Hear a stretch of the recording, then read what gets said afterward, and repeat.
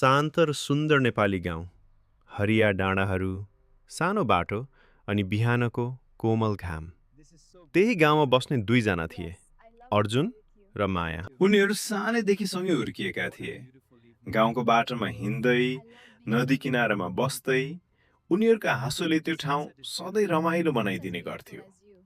समय बित्दै गयो, माया उनीहरू बीचको सम्बन्ध झन गहिरो हुँदै गयो। एक दिन नदी किनारामा बस्दा अर्जुनले मायाको हात समाएर भन्यो, म जहाँ भए पनि तिमी सधैँ मेरो मनमै हुनेछौ। तर जीवन सधैँ सजिलो हुँदैन। घरको अवस्था कमजोर थियो। अर्जुनले विदेश जानुपर्ने निर्णय गर्यो। त्यो दिन गाउँको बाटो असाध्यै भारी लागेको थियो। अर्जुन झोला बोकेर बिस्तारै हिँडिरहेको थियो। माया टाढाबाट हेर्दै थिए। उसका आँखामा आँसु थियो, तर ओठमा सानो मुस्कान। अर्जुन विमान चढेर टाढा देश पुग्यो।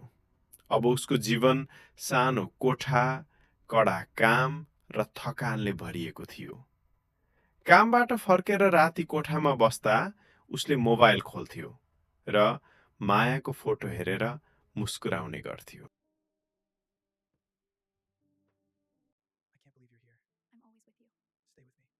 उता गाउँमा माया पनि झ्यालबाट बाहिर हेर्दै बस्ने गर्थे।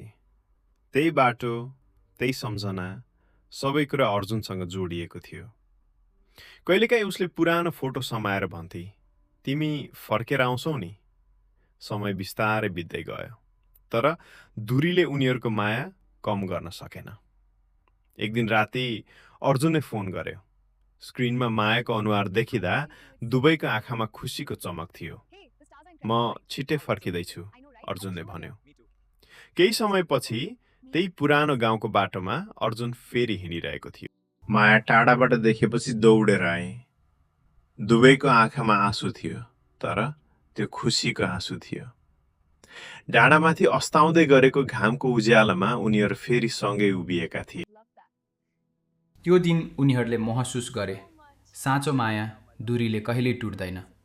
धागोले बाँधिएको जस्तै उनीहरूको मुटु सधैँ एक अर्कासँग जोडिएको थियो। यदि तपाईँलाई मन पर्यो भने लाइक, सेयर र सब्सक्राइब गर्नुहोस्। अर्को भिडियोमा फेरि भेटौँला। धन्यवाद। खाम्साहामिदा।